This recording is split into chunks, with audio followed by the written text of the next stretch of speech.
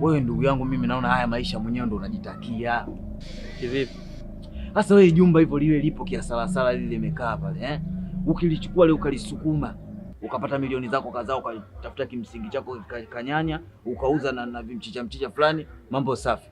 Unakuja unalalamika njia hapa tu, unaomba watu hela kila siku. Unajua, nisikize nikwambie. Ile nyumba mimi hainihusu, alafu inanihusu. Sasa nyumba inakuhusu, pande mwingine haikuhusu. Nyumba hiyo vipi sasa? Kwa sababu mimi pale ni anko. Marehemu dada alipofariki aliacha watoto. Kwa hiyo ile nyumba ni ya watoto, sio mimi. Sasa watoto, wewe watoto wadogo watakwambia nini? Wewe mtu mzima wakushinde maarifa wale watoto?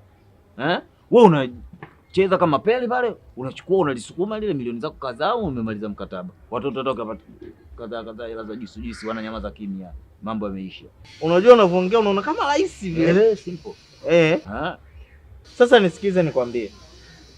Mimi ile swala nililiacha kwa sababu ya lawama.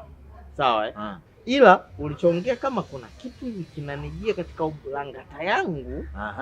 Yaani kama kuna kitu kinavuta kinasema hilo wazo ulitoa ni zuri. Ndio. Sasa mimi ninachokiona. Sababu mimi anko. Pale nikisema nionekane tu msala. Sawa Sasa mimi nafahamika pale. Kwa hiyo mimi nikuulize kwanza swali. Wewe mteja unaye? Sasa mimi international nakosaje wateja? Wateja mtiti napokuambia. Sasa kama wateja unaye, nataka utafute mteja atoe hela nzuri ili tuishi naye. Basi kama ni hivyo mimi bibidi kifungu changu na mimi kidogo kinone. Sasa mimi kama nilivyokuambia mimi yangu. Pale nikionekana tu jao. Kwa hiyo wewe ndo dalali, wewe ndo mwenye nyumba, alafu hapa niletee ankala. Basi limeisha hilo.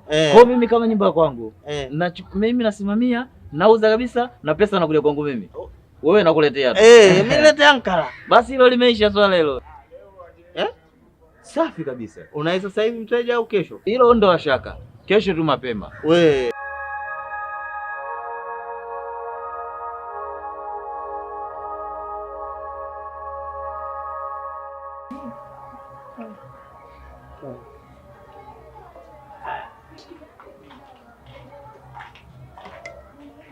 bwana, mzigo huu kama mnapoona kama wewe kabisa, rangi mpya kabisa, original. Hii sio kopi, unaona itoki safi kabisa.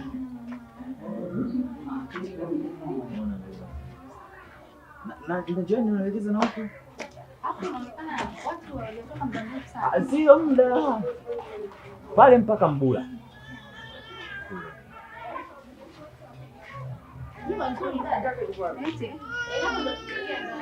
Mpaka kule. Kwa kumbe hapa mwisho huko. Mwisho pale kuna kidamilio. Kama ukidude hichi cha majani kipo safi. Na batu yake original.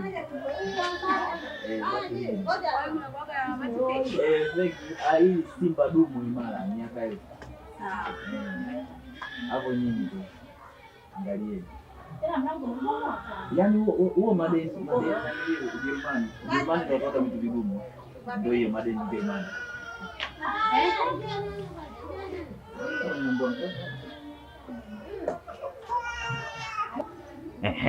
Mimi nadhani sasa mzigo kama wenyewe mlivyouona uko safi kabisa, uko soft na rangi yake yenyewe original, sio kukopi.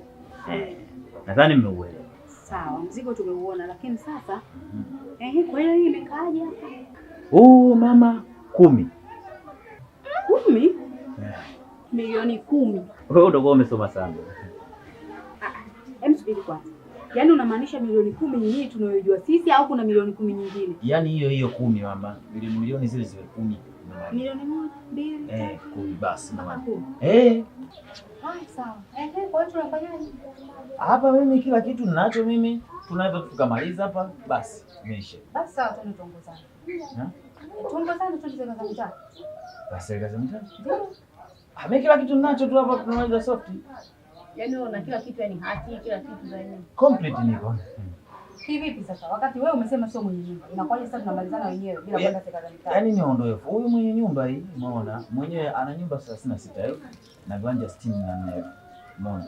Hii nyumba imekaa tu bure. Sasa kaona kama itabomoka ndio maana kaona haiuze tu kwa bei ya sala. Kwa mwenyewe kuendelea. Yeye yenyewe kama hela nauli.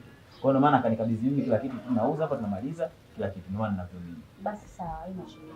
Mimi naomba tuongozane tuende nyumbani tukachukua hela tuende serikali za mitaa. Sasa huko serikali za mitaa huko noma. Kwa sababu mimi ndo kila kitu. Tumalizane tu hapa basi. Swala hilo haliwezekani. Yaani tumalizane hapa. Lazima tununue hii nyumba kisheria. Sio, unanielewa? Kwa hiyo lazima tuende serikali za mitaa. Basi sawa. Sio swala hilo. Imeisha twendeni. Basi sawa, ndio bwana.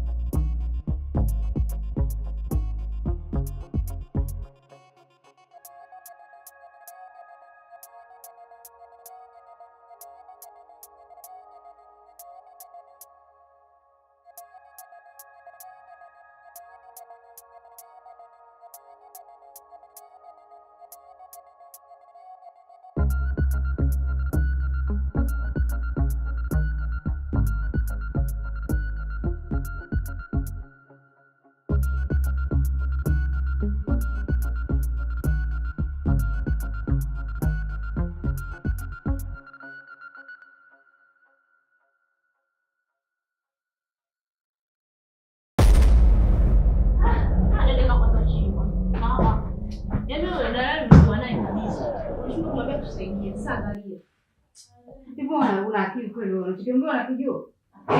Wewe dalali mwenyewe unamwona ashapata hela na akili imemruka, anawaza hela. Mwenyewe mbavu mbili, angeweza kubeba hili. Haya, achana na dalali. Yule alotushushia mizigo kwenye gari. Sio kwa wanaume karibu 3 pale. Wewe, usikijua nini ndugu wangu? Hiyo hela yenyewe angama. Wewe dalali alikuja kuniambia mimi niko kama nimeokota ndodo juu chini ya mpea. Haya, kitu gani tena unaniambia kwamba sio wa magari sio? Nini tolea kwa wapi yule? Ndio mama vitu kupoa. Beba huko bwana. Wewe kula. Kula unaweza. Basi tena yaishi. Mimi nimesema tu. Bwana msogeza huko kwanza tu. Ukiambiwa sasa hivi ukapewa hela ukanunua chips yako sasa hivi utakataa wewe. Sasa chips zinahusiana vipi na mambo ya nini? Hapa wewe ushanielewa tu. Kwa hapo ndo nimefika. Dada sasa hapa nimependeza vizuri uone. Hebu sogeza kidogo hivi. Kidogo tu. Sasa. Nasomea mapande hivi. Hata kupanga hivi unashinda. Mimi sitaki. Huko. Hapo umechoka. Mimi nakukwambia na mimi ndo nzima. Hata unafikiri kazi ndogo hii. Dalali.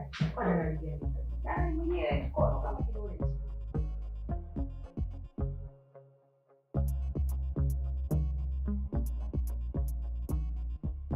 Yaani yule dalali apewe maua yake, maana hapa kama tumepaokota hivi. Na dalali sio mtu wake. Wewe, yaani wewe hata. Na mbwembwe. Nimemuona anamwambia yeye anahangaika. Mwenzangu mimi nimepigiwa simu. Tuna mtu anambia kama yeye anatafuta nyumba, kuna dalali hapa na nyumba. Nikaona wewe afadhali kutoka kazini. Nikasema naonane naye kabisa ili nimalize mambo yote. Kwa hiyo alhamdulillah. Yaani anauza nyumba kwa nyumba vitatu wakati nyumba nzima. Kisa sana tu. Hapo sasa kazi kwako. Maana nakujua mama kujisnap kufagia. Ndio usafi ya mwenyewe uko jua tu hujatoa vitu vizuri. Hapo utafuta ukiondoka kazini uniache sana. Deki ndio nini? Nakumbe hilo ndio tunafungua nini. Hapo tunakusaidia. Chakula safi bwana. Hapo inaonyesha watu watao jamani ndio. Sasa umeondoka kasafisha kabisa? Jamani. Yaani tulikuwa nyumba kwanza nini? Unajua nakuuma? Ndio. Kwa hiyo sasa kama ndio nakuuma. Si upike. Acha hapo. Yaani mimi tena nipike dada unataka. Mimi kajua utaagiza viazi wetu tule. Chipsi. Yaani umekaa hapo unasubiri chipsi. Haya zisubiri hizo chipsi hizi. Ndio nimechoka bwana. Tumehamisha vitu angalia vitu yote mikubwa tumeihamisha. Sawa. Mimi naona tu umenisaidia na hela yangu ipone. Yaani kama unasubiri chipsi kupika unaona kazi. Tulie bro. Mimi napenda sana hayo mama.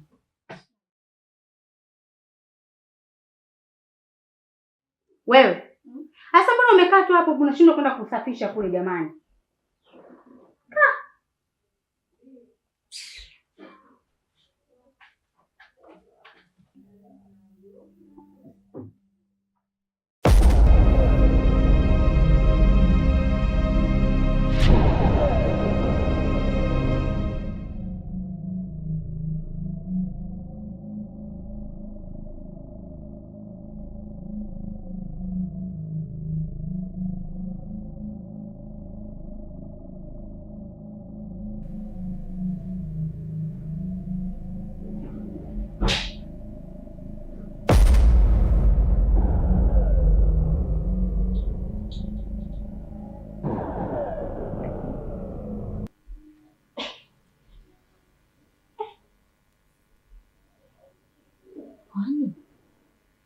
Tulilala hapa au tulilala ndani chumbani?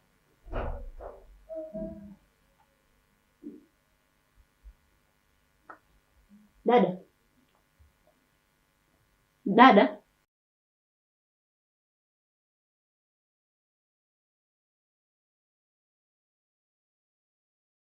Mimi sielewi kitu kimoja. Jana tulilala hapa sebuleni au tulilala chumbani? Kwa sababu mimi hata sikumbuki vizuri. Alafu chingine, si unaona? Au labda ulikuwa unanifumua nywele, maana mimi nakumbuka kama nilikuwa nazo hivi zimefungwa, lakini labda ulikuwa unanifumua nywele, tukajisahau tukalala hapa. Yes, tunalala chumbani. Kumbukumbu yangu ya mwisho tulikuwa tunaangalia TV ndio. Lakini kama vile hamna bwana. Jana tumelala chumbani. Nakumbuka tumeangalia TV hapa tukazima tukaingia zetu chumbani kulala. Sasa sawa, hata kama tumelala hapa ndio nashuka. Unaona sasa inawezekana mimi nilipikiwa na usingizi alafu ukaenda kuchukua shuka, lakini ulipokuja na ile shuka ukajisahau na ukajifunika mwenyewe ukalala hapo.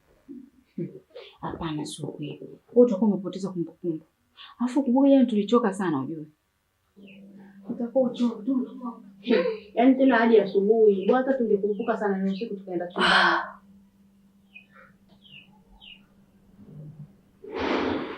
Amka kwanza.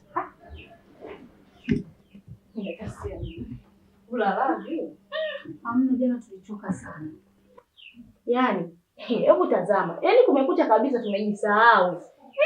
Mimi siku nyingine tu niamshe nilale ndani. Mimi kulala hapa sebuleni sitaki. Kwanza mbu, utakuja kunywa malaria. Wewe sichoelewa nini? Mimi nimekwambia jana tumelala chumbani. Kama tungekuwa tumelala hapa basi hata TV tungekuwa iko on. Lakini si unaona TV imezima. Hapa jana tumelala hapa hapa. Mimi kwanza mambo sitaki. Sasa ulitumwa? Mimi naenda zangu ndani.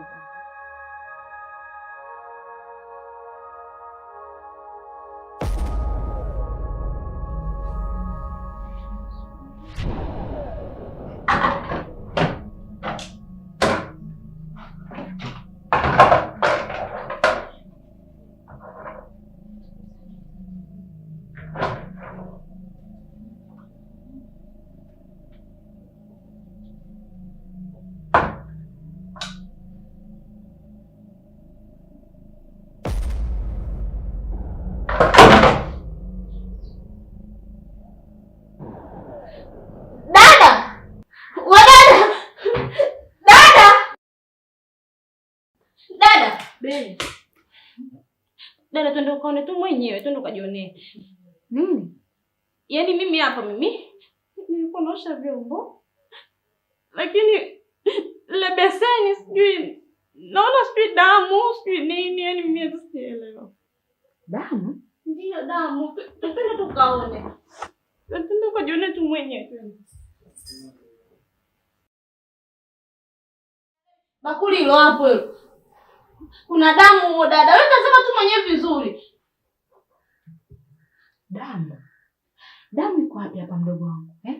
Mimi naona maji kabisa. Sisi kabisa mdogo wangu. Dada kia Mungu tena mimi nimeona damu. Wai tena mimi nimeona damu. Mimi siongei uongo. Kweli tena dada niamini basi. Yaani unadiriki na kuwapa Mungu kabisa. Eti haki ya Mungu. Kweli? Mdogo wangu. Mimi sioni chochote hapa. Mimi ninachoona ni vyombo, sabuni na maji haya. Haya, hiyo damu inatokea wapi lakini? Mbona hivyo? Sikiza nikwambie, usinifanye mimi mtoto. Mimi naelewa kila kitu kinachoendelea. Wewe wadanganya watu ambao hukufahamu, lakini sio mimi. Hivi vyombo wewe hutaki kuviosha. Ilikuwa ni kitu simple tu. Dada, sitaki kuosha hivi vyombo. Mimi mbona ningeosha? Ya nini kutaka kunidanganya lakini?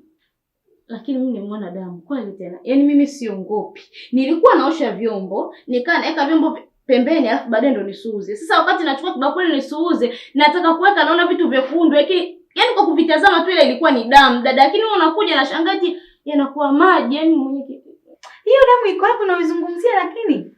Hiyo damu iko wapi? Mbona hapa pana sabuni, vyombo na maji tu? Hiyo damu iko wapi? Sasa sikiza nikwambie, usipate shida ya kuzunguka. Mimi najua hivi vyombo hutaki kuosha. Viache. Nitaviosha mimi mwenyewe hivyo vyombo. Sijui unanielewa? Achana na hivi vyombo, nitakuja kuviosha mwenyewe.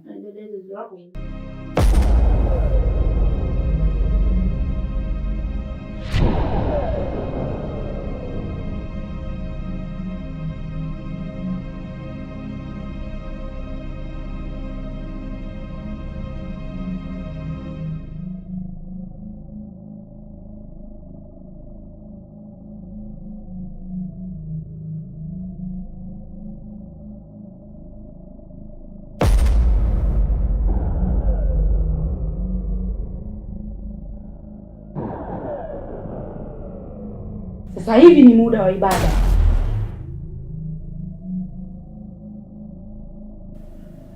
Kwa nini unaangalia TV?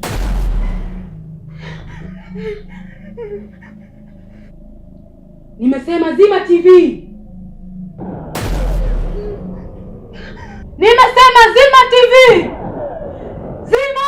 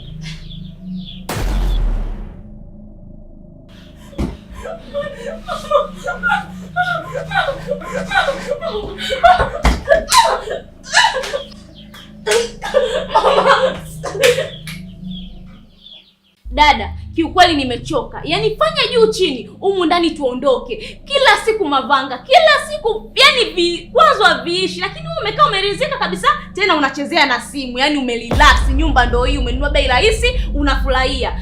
Uogopi hata chembe. Mimi siwezi. Nataka niondoke humu ndani. Wewe mjinga nini wewe? Wewe unanisaidia mimi kutafuta pesa? Wewe unachukulia poa kuondoka tu kwenda sehemu nyingine? Wewe una akili wewe? Umepungukiwa akili? Nisikize nikwambie, hicho kitu unachokisema hakiwezekani. Maana usifikirie kwamba mimi napenda haya maisha tunayoyaishi. Naumia pia, lakini sina cha kufanya. Tumia akili bwana. Yaani akili nilizozitumia mimi hapa ndo zimefika mwisho. Humu ndani tutaondoka utake usitake. Utafanya juu chini, narudia tena. Tuondoke, kwa sababu ina maana unapoendelea kung'ang'ania humu ndani, inawezekana wewe unajua na unapenda hivi vinavyotokea. Saa nyingine wewe unahusika kwenye moja au mbili. Uchawi wote unaoendelea humu ndani. Wewe dada unajua kila kitu. Usinifanye mimi mtoto mdogo sana. Usinione mimi mwenda lazima uchizi. Kwa sababu mwenzangu umekaa umerelax tu. Lakini mimi ndo ninaogopa peke yangu humu ndani. Sasa nakwambia aje, endelea kuchezea simu. Mimi naondoka. Naenda zangu chumbani kukaa nipumzike, nasubiri maamuzi yako. Dada, fanya juu chini tuondoke. Nimemaliza. Kwenda mwana kwenda. Umekuwa mtoto. Wewe mshenzi nini wewe? Pesa natafuta mwenyewe tena kwa ugumu. Hujawahi kunilazimisha wewe.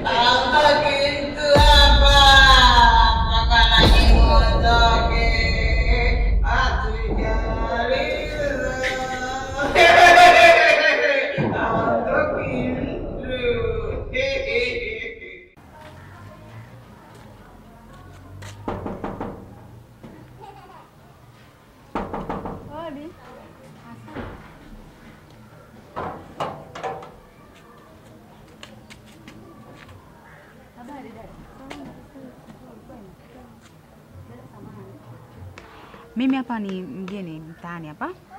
Nakaa hapo nyumba ya 3. Kama ulisikia kwamba imenunuliwa, mimi ndo nimenunua. Nakaa na mdogo wangu wa kike.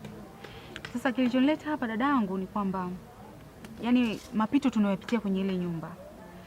Nikaona nije hapa kwa jirani yangu, labda kuna chochote kitu naweza nikapata.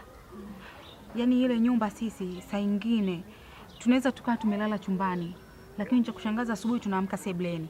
Au tunaweza tukaa tunaosha vyombo, unashangaa maji yale mnaoshia vyombo yanageuka kuwa damu. Mmekaa labda mnaangalia TV, unashangaa mijitu inakuja na watisheni mashetani, wanaambia zima TV. Alafu eti mijitu yenyewe sasa cha kushangaza sura zinakuja za kwetu. Sio, unanielewa dadangu?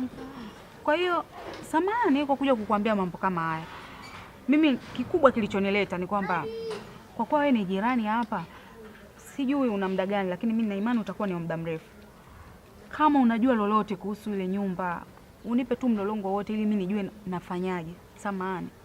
Mimi nilijua tu kwa matatizo ile nyumba lazima utatafuta msaada. Hivyo basi cha kukusaidia, utaenda hapo, kuna nyumba hapo mtaa wa pili. Wanaita kwa mzee Ngogani. Geti lake jeusi. Ndio. Ukienda hapo utapata msaada. Kwa hiyo nataka kuniambia nikitoka hapa nikiulizia kwa mzee Ngogani tu napapata. Ndio, utapata msaada. Na hapo ndo utakuwa suluhisho la matatizo yote. Ndio. Mungu. Yaani dadangu hizi amini. Kama nitafanikiwa, kama hili swala litaisha, wallahi nitamshukuru Mwenyezi Mungu. Nitashukuru sana. Kikubwa tutaendelea kuwasiliana kwa sababu sisi tushakuwa majirani. Asante sana dadangu. Sawa. Basi sawa, mimi nikuache. Haya.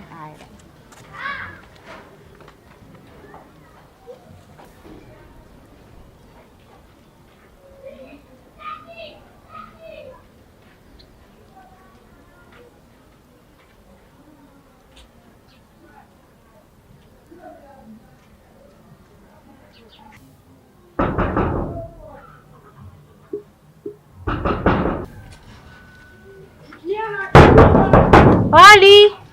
Odi! Karibu.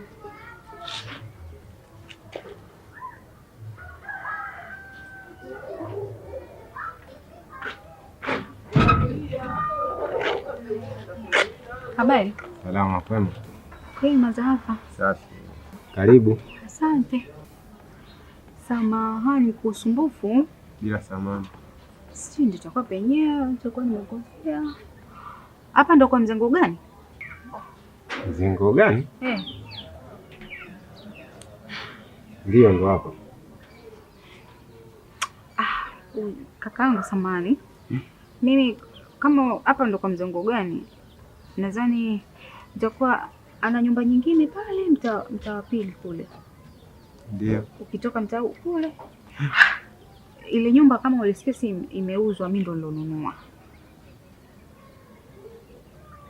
Sasa tokea nimenunua ile nyumba, kiukweli mimi naishi na mdogo wangu. Yaani napitia mambo mengi sana kwenye ile nyumba.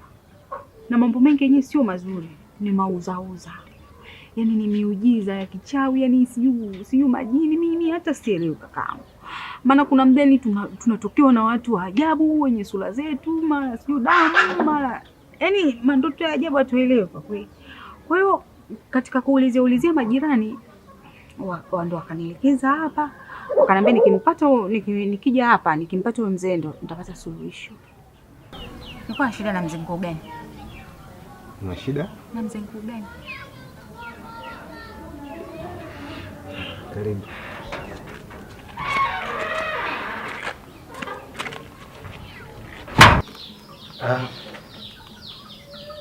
Wewe nikuthibitishie hapa kwa huyo mtu unamhitaji. Hii hapa ni familia yangu. Huyu ni mama yangu mzazi, huyu ni mama yangu wa kusikia, huyu ni mimi, huyu ni mdogo wangu. Wewe mtu unamhitaji, huyu hapa ndo babangu, ndo mzee unamuulizia ndo. Embo? Huyu ndo babako? Huyu ndo babangu. Mzee Ngoo gani? Kaka. Yaani uwezi amini sasa? Huyu mzee, hii sura. Nimelala nikaota kabisa. Kichwa chake kabisa kainama hivi. Nimemuona kabisa. Na nilipokuja kushtuka nimemuona tena live. Ameinama hivi lakini baadaye aliinuka akafumbua macho. Huyu. Yaani huyu lakini ni kichwa chake ndo niliona. Huyo mzee kafa miaka mingi sana. Labda nikwambie kitu kimoja. Ile nyumba sio ni wewe tu peke yako na uzungumza hivi. Mole tushadilike kuuza, wakaja mole, watu wakaishi, mazua ndio hayo maruwe. Wakaondoka, tushaipangisha, wapangaji ndio hivyo. Kipindi yuko hai marehemu baba na mama walikuwa wanaishi mule. Mpaka mimi nimepatikana mule. Chanzo cha matatizo yote walikubaliana baba na mama.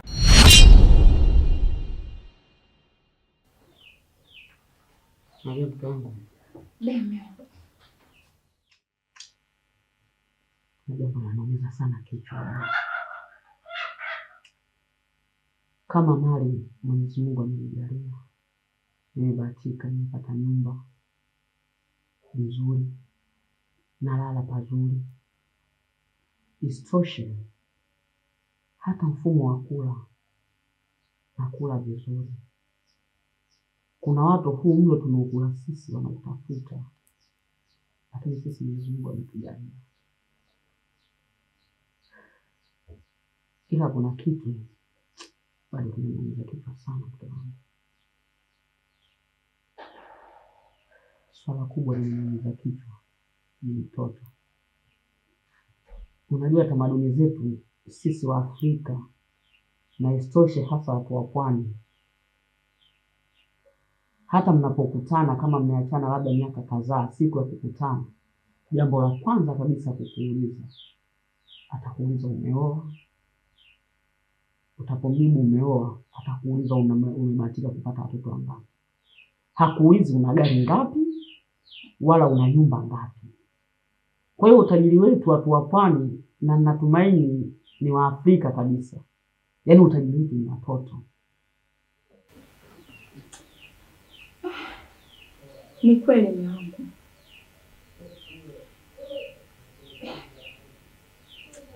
Ni jambo ambalo hata mimi binafsi linaniumiza sana.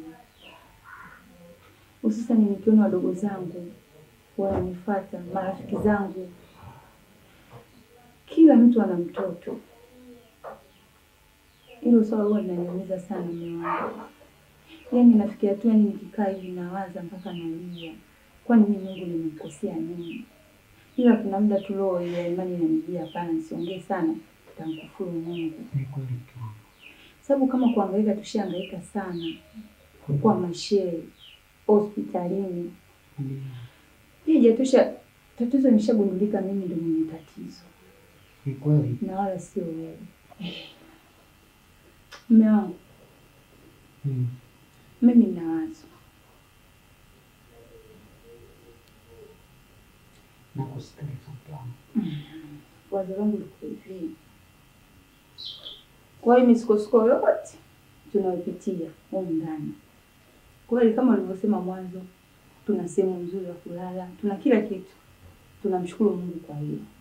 Na furaha kubwa inayodumisha katika ndani ya nyumba ni mtoto. Na kilio chetu kikubwa mno cha siku zote ni mtoto. Kwa kuwa dini yetu inaruhusu kuoa wanawake 4 ukiwa unajiweza.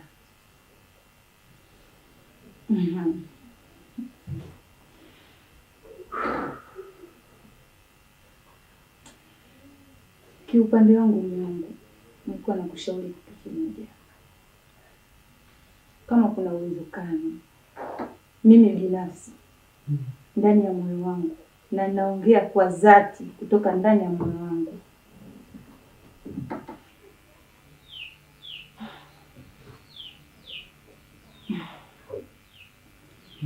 wazo langu mimi liko hivi. Mimi nakushauri mwanangu uongeze mke mwingine.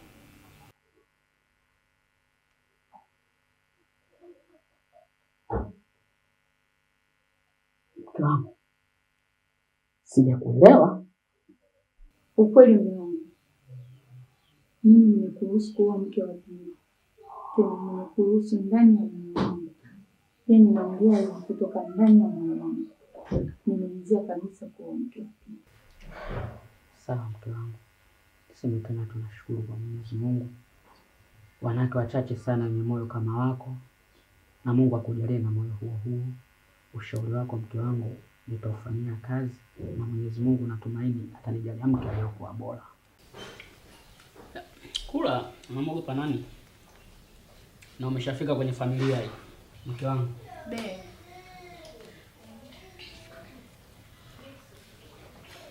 Huyu mdogo wako ameshafika. Ile jambo ambalo tulikuwa tunalikusudia na kumwomba Mwenyezi Mungu limetimia.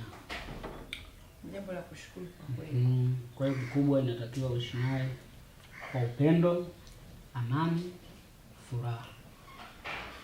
Kwa hilo ndio ashaka mume wangu. Kama nilivyokuahidi toka awali. Mimi nimempokea kwa mikono miwili hasa. Mdogo wangu, karibu sana, jisikie kama uko nyumbani. Una shida yoyote, changamoto yoyote, usikose kuniambia. Sisi hivi tumeshakuwa familia. Karibu. Pale sababu huyu ni bado mtoto sana, mwili tu anaonekana mume wangu. Kwa hiyo pale linapokuwa baya lolote, basi unamwelekeza, jambo linaenda. Nawe pia mke wangu, huyu ni dada yako. Ishi naye. Kula kwa upendo, amani. Atalokuambia inapaswa kumsikiliza. Kama utaliona ambaye anaenda kinyume na vile unavyotaka, basi usisite kumwambia. Kwa sababu sisi ni binadamu, inawezekana kuna jambo ambalo anaweza akakuelekeza akajichukulia yeye mkubwa, lakini kwako halijakuridhisha, basi utanifuata, utanieleza mumeo, tutaweka sawa. Usijali. Naomba wake zangu muishi kwa upendo na amani. Amen. Amani ndio inatawala kabisa. Unajua katika maisha siku zote amani ndio kitu bora. Na kikubwa mno heshima. Ukiwa na heshima, ni heshima mmoja. Sisi tumekuelewa.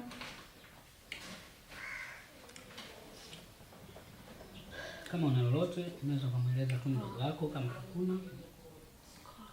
Taratibu tu.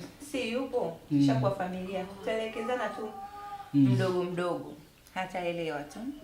Basi sawa, hilo halina shida. Mganga, nimekuja hapa lakini na tatizo kubwa sana. Ndio. Mimi nimeolewa, lakini nimeolewa mke wa pili. Nikisema nimeolewa mke wa pili kwamba nimemkuta tayari alinitangulia ambaye ni mke wa kwanza. Lakini kwenye ndoa yangu sipati furaha kabisa. Nilikuwa na shida, nataka unitatulie. Au ombi. Naomba unisaidie kumteketeza mume wangu mimi. Na sio kumteketeza tu, nataka umuue na mali zake zote arithi mwanangu mimi. Hivi umelifikiria vizuri jambo hilo? Mpaka nimefika hapa, hilo jambo nimelifikiria mara mbili. Kwa kabisa hilo ndio hitaji lako. Kabisa. Once you realize you deserve better, will be the best decision ever. Sasa mimi nitakupa dawa. Dawa. Kabla sijakupa hiyo dawa, nitakupa masharti kidogo.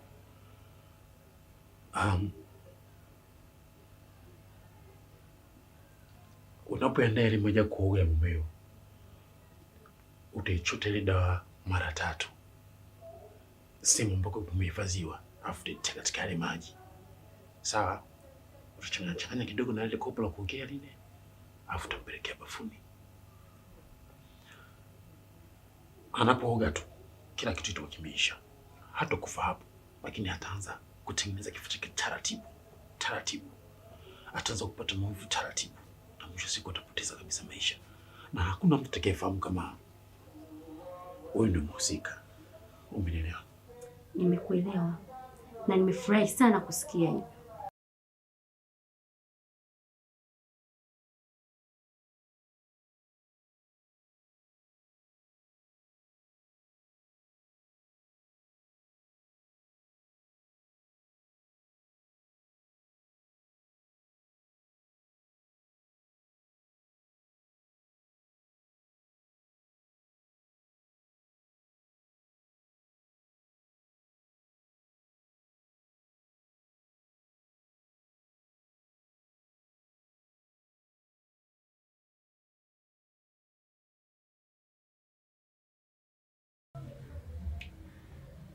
Mme wangu.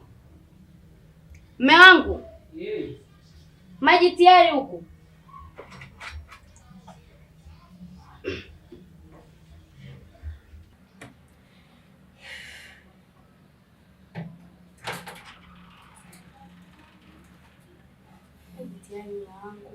Tayari maji.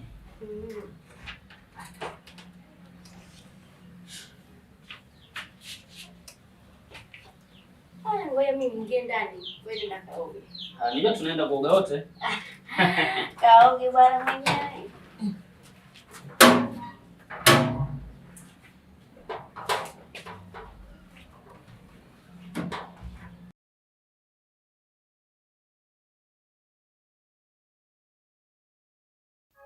Lakini mara ya mwisho ilikuwa zamu yako. Na usiku kucha alikuwa kwako. Katikati ya huu usiku nini kilitokea? Inaonekana wewe ndio unajua juu ya kifo chake. Hapana. Mimi sifahamu chochote. Ila nakumbuka tu mara ya mwisho alikuwa ananiambia kichwa kinamuuma. Lakini kesho yake wewe si ndio ilikuwa siku ya zamu yako? Lakini hata hivyo usiku kucha alikuwa kwako. Kwa kifo kitakuwa kimemkutia usiku kucha kwako huko. Mimi sifahamu chochote. Sifahamu chochote. Unanionea bure, unanihukumu bure. Mimi sijui chochote. Naumia sana. Nafsi inaniuma. Mimi sifahamu mume wangu kitu gani kimemtoa uhai wake. Wewe ndo sababu. Hukutaka nifurahie ndoa yangu. Ulinionea wivu. Wewe ndo uliyemuua mume wangu. Unaona sasa? Unaona sasa?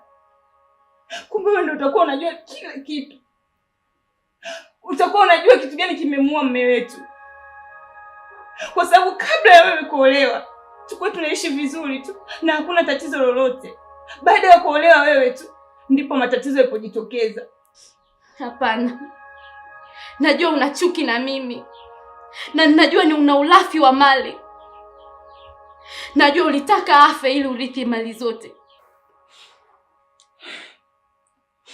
Haina shida mdogo wangu. Mimi naye haina haja ya kugombana. Tupo hapa sio kwa ajili ya kugombana. Tupo hapa kwa ajili ya tupange jinsi gani tutaweza kustiri mwili wa marehemu. Hapana, haiwezekani. Hatutostiri mwili mpaka tupate hatima ya mali ya wewe mwanangu.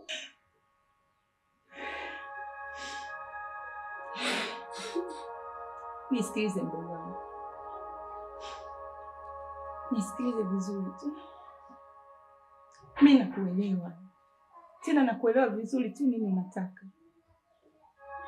Mimi najua katika familia hii mtoto pekee ni mtoto wako. Ninachokuomba mdogo wangu, tuweze kuustiri kwanza mwili wa marehemu. Vitu vingine vitaendelea. Mimi niko tayari. Nikukabidhi mali zote ziwe chini yenu. Wewe na mtoto wako ndio muweze kuzimiliki hizo mali. Samani yangu humo ndani ilikuwa na mume wangu. Kama mume wangu leo sipo naye duniani, kuna haja gani mimi ya kuendelea kuishi? Kuna haja gani mimi ya kuzingangania hizo mali? Nimechuma naye tukiwa pamoja mimi na yeye. Leo hayupo. Ameondoka, ametuacha. Ameacha kila kitu. Mimi nani nizinganganie hizo mali? Mimi nakuomba tu mdogo wangu, tujue jinsi gani ya kuustiri mwili. Kila kitu kitaenda sawa. Mali zote zitakuwa chini yako.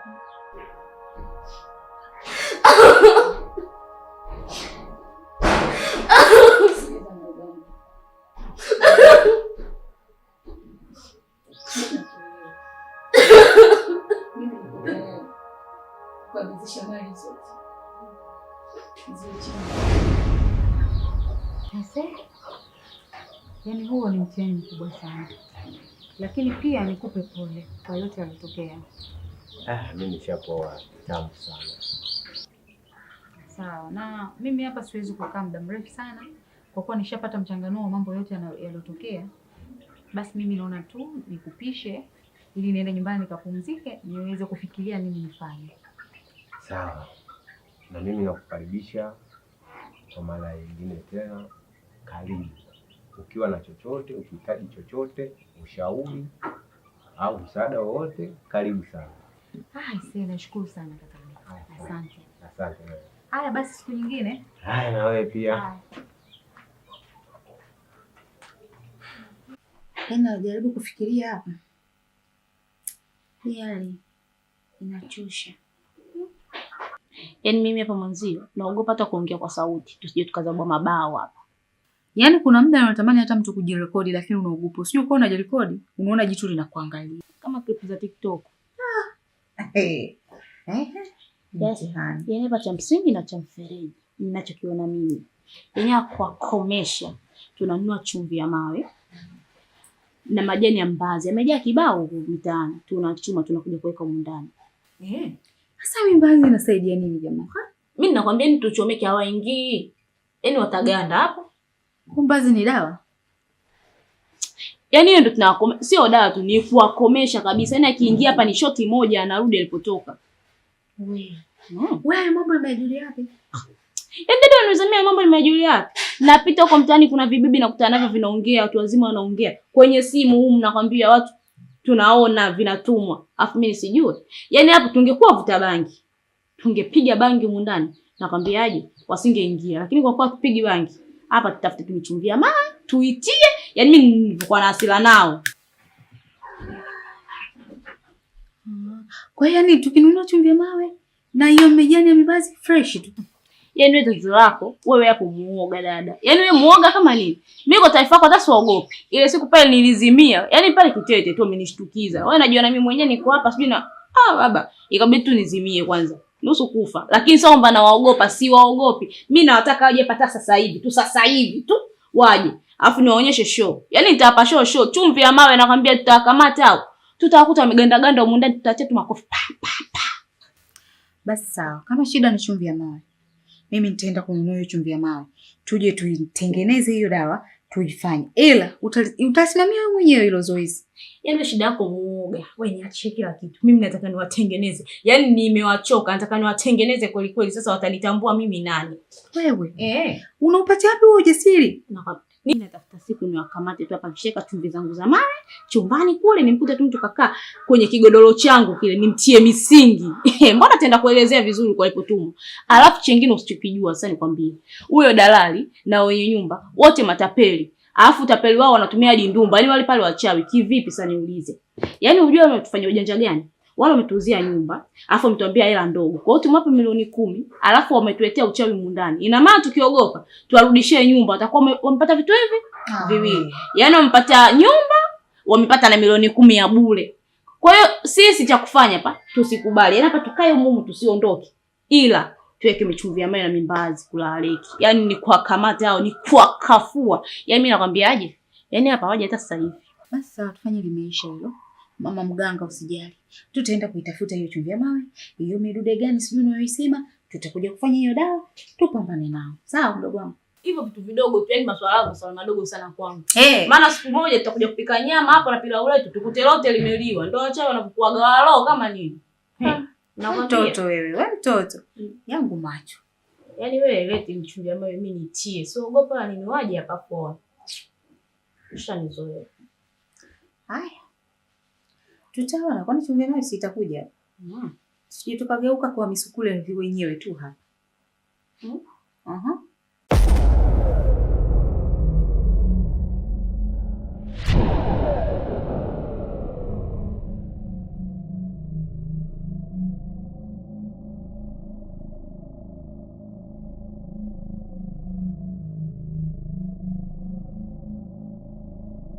Yaani lazima wakome.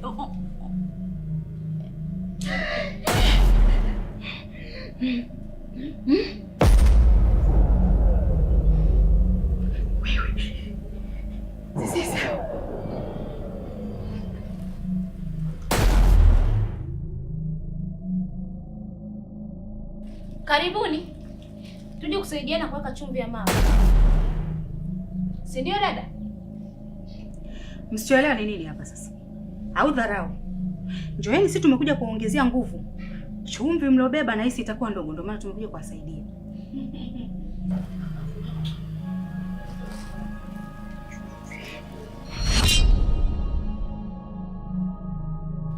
Mbona mmesimama? Mnashangaa nini? Njoeni tujumuike pamoja. Tuweke ulinzi ndani. Jamani, sisi tumepata chumvi ya mawe tu. Ila mijani ya mibazi tumekosa. Kwa hiyo leteni ili tuendelee kuatilia nguvu jamani. Ulinzi huu.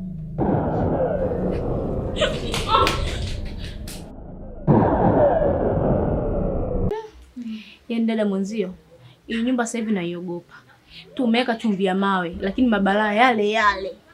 Wanazidi tu kututishia. Yaani hakuna tutakachokiweka sisi kiwe kituokoe huko ndani. Kwa mimi naogopa. Ila nimekumbuka kitu kimoja.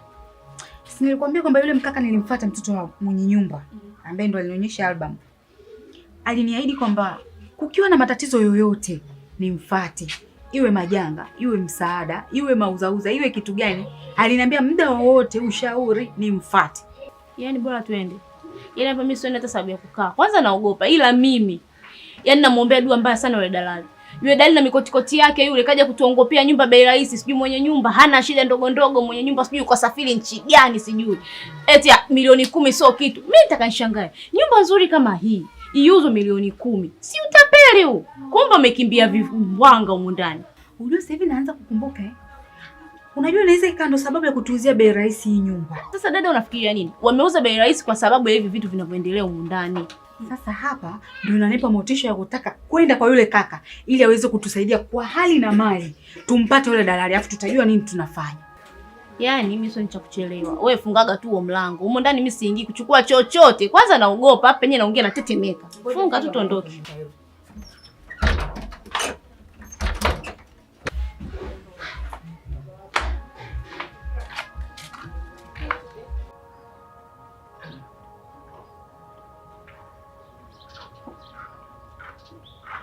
Hodi.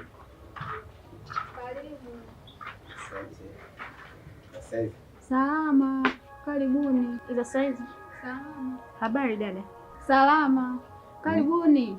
Mjomba yupo? Yupo. Naomba niishie. Kwema lakini? Kwema.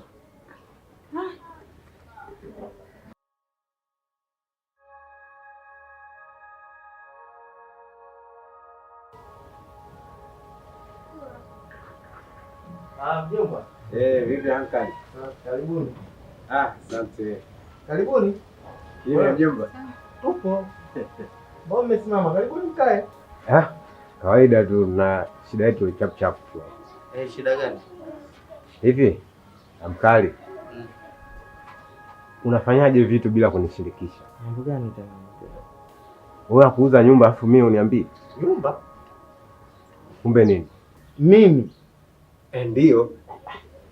Wewe ndio unakwambia mimi nimeuza nyumba? Mjomba, usinifanye mimi sina akili. Sawa? Wewe ndio umeuza nyumba. Hakuna mwingine zaidi yako wewe. Mjomba, nisikilize nikwambie. Eti madada, mimi mliniona wakati nyumba inauzwa? Hatukukuona. Sasa. Aya, umesikia?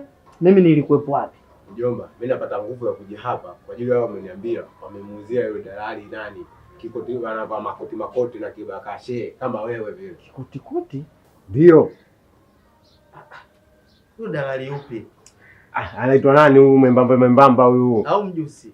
Ndio huyo mjusi. Mjusi, yani ina maana mjusi kauza. Eti madada, nyinyi walouzia anavaa koti? Anavaa hivyo hivyo ndio. Kaka. Sisi haya yatuhusu. Sisi tunachojua tumeuziwa nyumba na dalali. Ana pensi yake hiyo nyeupe sio ya njano. Wewe usijifanye huyo ni mjusi. Dalali ni nani hapa?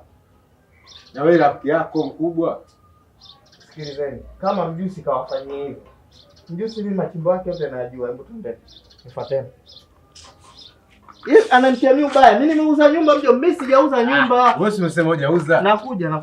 Shangazi baadaye. Sawa.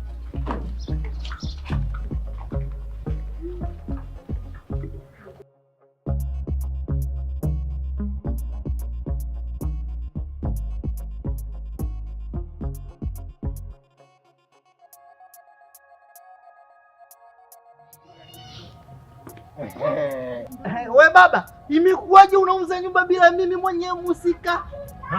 Hujanisikia au dharau? Hujanisikia au dharau? Na yule? Nani? Na yule?